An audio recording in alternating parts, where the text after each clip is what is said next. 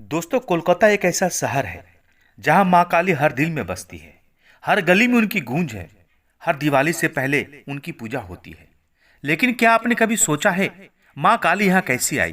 किसने उन्हें बुलाया और माता काली ने इस शहर को ही क्यों चुना? आज हम जानेंगे वो अद्भुत और चमत्कारी कथा जो मां काली के कोलकाता आगमन की कहानी है। इसलिए वीडियो को पूरा जरूर देखिएगा और हो सके तो हमारे चैनल को भी सब्सक्राइब जरूर कर दीजिएगा। बहुत समय पहले जब अधर्म बढ़ रहा था और संसार में अंधेरा छा रहा था, तब मां आदि शक्ति ने एक विकराल रूप धारण किया। यह मां का ऐसा रूप था जिसे देखकर देवता और दानव भी थर-थर कांपने लगे थे। वही थी हमारी मां काली। काली जो काल को भी निगल जाए, जो अधर्म को नष्ट कर दे। उनके शरीर का रंग अंधकार की तरह काला था। गले में नरमुंडों की माला, हाथ में खड़क और मुख से झलकती शक्ति की ज्वाला थी। वे दुष्टों का विनाश करती, भक्तों का रक्षण करती थी। वे भय लाती थी, वे भय को भी हराती थी। यही थी मां काली की सच्ची पहचान। यह सतयुग की बात है। जब सती ने अपने पिता दक्ष के यज्ञ में अपमान सहा था, तो उन्होंने योग अग्नि में अपने प्राण त्याग दिए। तब भगवान शिव उनके देह को लेकर तीनों लोगों का दुखी भावना से भ्रमण कर रहे थे और सती के शरीर को लेकर तांडव करना शुरू कर दिया। और जहां जहां मां सती के अंग गिरे, वहां शक्तिपीठ बन गया। ऐसा ही एक स्थान था जहां मां सती का दाहिना पांव गिरा था। यही स्थान काली घाट के नाम से विख्यात हुआ और वहीं से शुरू हुआ मां काली का आगमन। इसी पवित्र धारा पर कई वर्षों बाद 16वीं शताब्दी में एक भक्त थे, चौरेन गांगुली।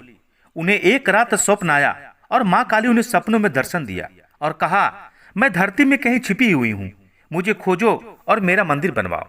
अगली सुबह चौरेन गांगुली ने लोगों को साथ लेकर उस स्थान पर खुदाई करना शुरू कर दिया जहाँ काली मां ने उन्हें बताया था। वहां से उन्हें एक काले पत्थर रंग की प्राचीन मूर्ति प्राप्त हुई।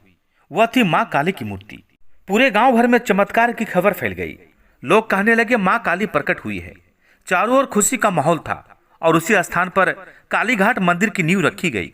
और तभी से उस स्थान का नाम कलकत्ता पड़ा, जो वर्तमान में कोलकाता के नाम से जाना जाता है।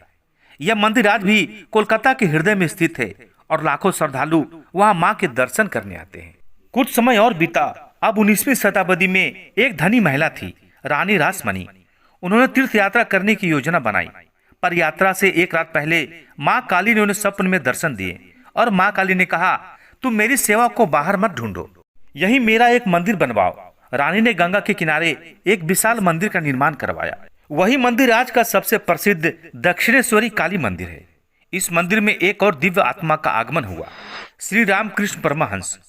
उन्होंने इस स्थान पर मां काली की आराधना की, समाधि लगाई और कहा, मां केवल पत्थर की मूर्ति नहीं, वे सजीव है, चैतन्य है। उनके शिष्य स्वामी विवेकानंद ने भी यहीं से प्रेरणा लेकर संपूर्ण विश्व में भारतीय संस्कृति का प्रचार किया।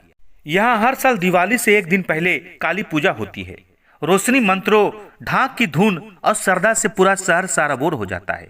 कहते हैं, जो कोलकाता आता है और मां काली का दर्शन करता है, वह खाली हाथ नहीं लौटता।